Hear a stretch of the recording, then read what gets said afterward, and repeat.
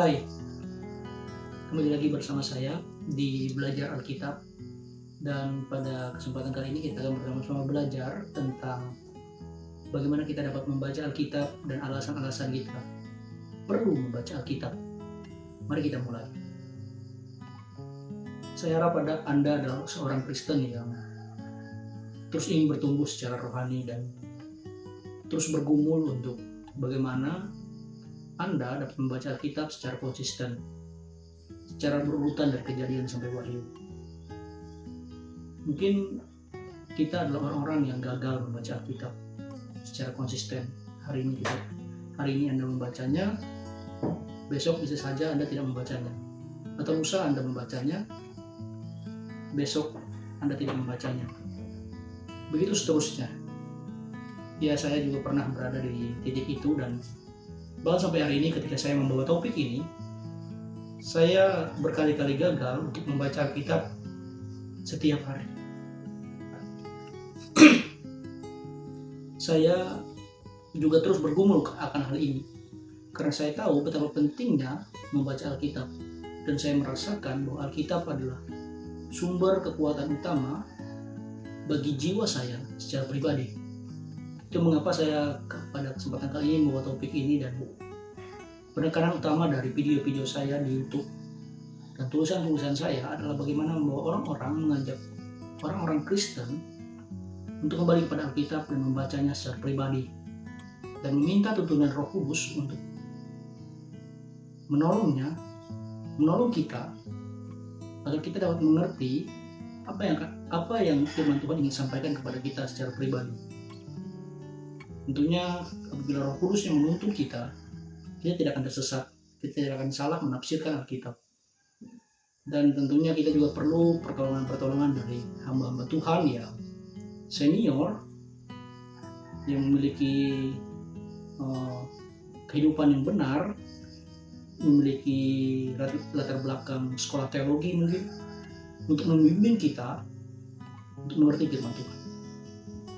Di dalam Mazmur 119 ayat 5 dikatakan di sana bahwa firman-Mu adalah pelita bagi kakiku dan terang bagi jalanku.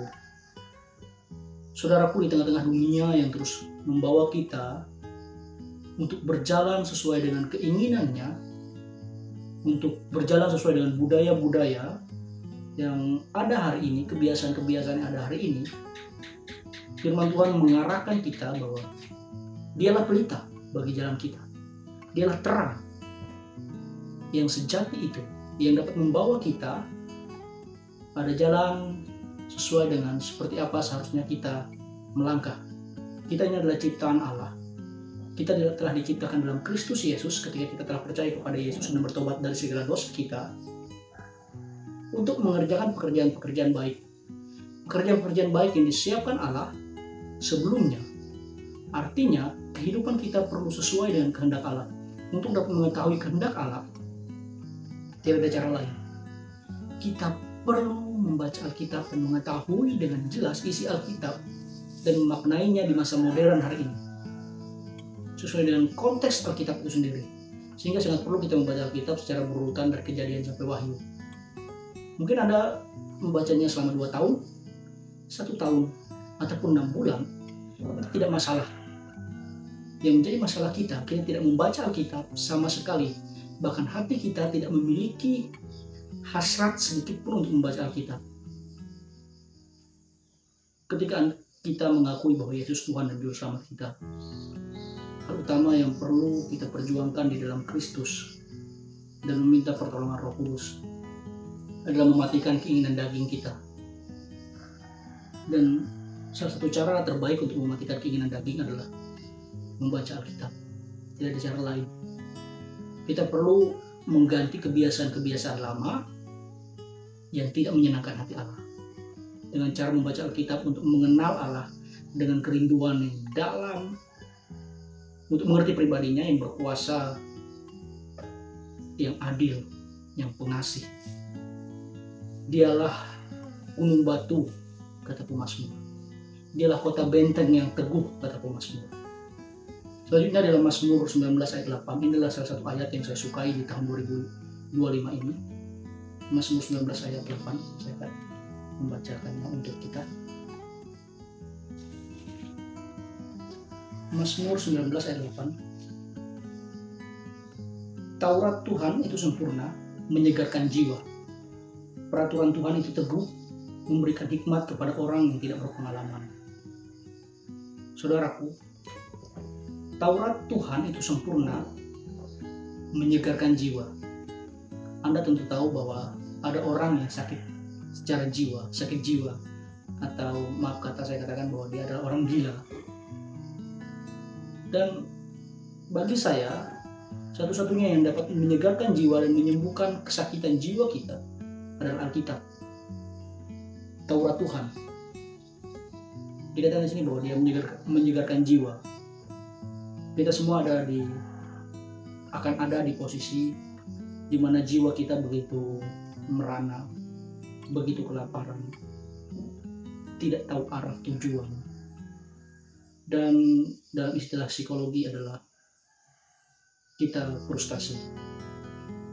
Setiap kita akan mengalami hal-hal yang mungkin membuat kita begitu sulit untuk dapat hidup, untuk dapat melanjutkan kehidupan ini.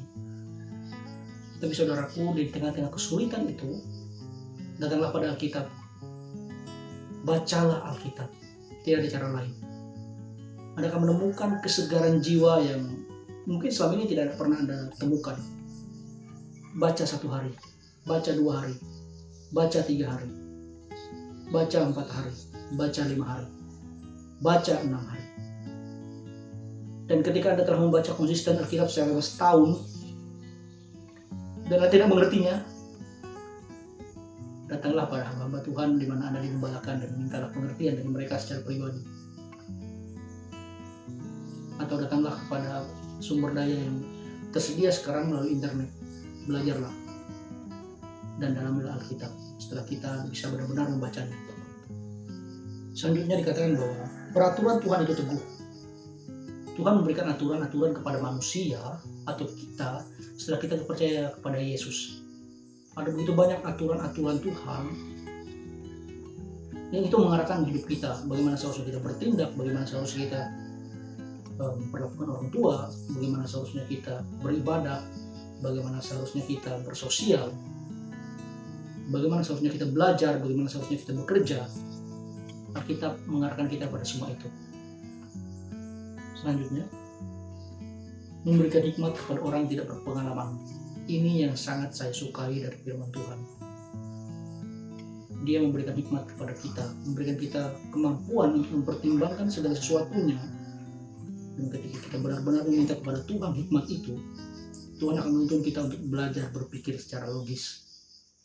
Di tengah-tengah sosial media yang ada sekarang, dan video-video pendek yang terus berseliweran di Reels Instagram, TikTok, Short YouTube, mengajarkan kita sebagai manusia sekarang, terutama anak muda, dan juga itu tidak bisa dipungkiri orang-orang tua, untuk tidak berpikir secara logis, karena kita terlalu banyak mengkonsumsi video-video pendek. Dan untuk mengcover semua itu, kita perlu bukan hanya berhenti mengkonsumsi atau mengurangi video-video pendek, tapi pada saat yang sama kita perlu membaca Alkitab untuk menghancurkan kuasa dari video-video itu yang mengharu pikiran kita.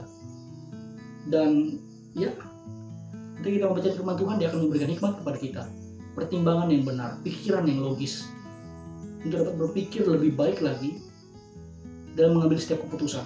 Dan tentunya semua itu kita minta kepada Allah untuk menuntun kita.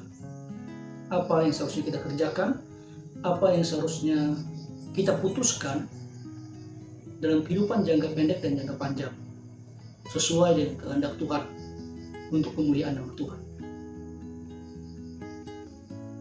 Dan selanjutnya, mengapa membaca kitab itu begitu penting? Dalam 2 Timotius 3 ayat 16-17. Ini salah satu ayat Alkitab terkenal ditulis oleh Paulus. Saya percaya bahwa Anda juga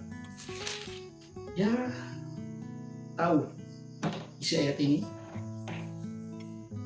Saya akan membacakannya. Segala tulisan yang diilhamkan Allah memang bermanfaat untuk mengajar kita. Firman Tuhan itu mengajarkan kita bagaimana seharusnya kita hidup, bagaimana seharusnya kita bertingkah laku, bagaimana seharusnya kita beribadah kepada Tuhan, bagaimana seharusnya kita menghormati Tuhan, bagaimana kita dapat mengenal Tuhan, terutama Tuhan Yesus Kristus yang menyatakan dirinya sebagai penyelamat kita, penebus kita. Dia menyatakan dirinya sebagai Bapa kita. Dia menyatakan dirinya sebagai sahabat kita. Dia menyatakan dirinya bahwa dia akan menyertai kita melalui Roh Kudus, pribadi ketiga Allah Tritunggal, sepanjang zaman kehidupan kita. Untuk mengajar, untuk menyatakan kesalahan. Yap. Alkitab membuka setiap realita kehidupan manusia, bahwa manusia tidak sedang baik-baik saja. Ada dosa yang terus ingin menguasai kehidupan kita. Ada kedagingan yang terus ingin dipuaskan. Dan Alkitab membukakan semua itu. Dari kitab Kejadian Anda dapat melihatnya setelah manusia jatuh dalam dosa. Alkitab menunjukkan kesalahan-kesalahan manusia, bahwa tidak ada kesempurnaan dalam diri manusia, bahwa manusia itu lemah, bahwa manusia itu pemberontak, bahwa manusia itu bebal, dan manusia perlu bertobat datang kembali kepada Dia. Dan puji Tuhannya, Alkitab menyatakan bahwa Allah yang datang kepada manusia, mencari manusia, menyelamatkan manusia.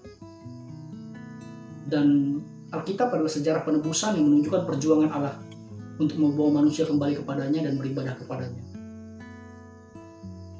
Untuk memperbaiki kelakuan, ya ketika Allah menarik manusia, tujuan utama Allah adalah memperbaiki kelakuan manusia itu, memberikan aturan-aturan kepada manusia, dan manusia dimampukan untuk mengerjakannya.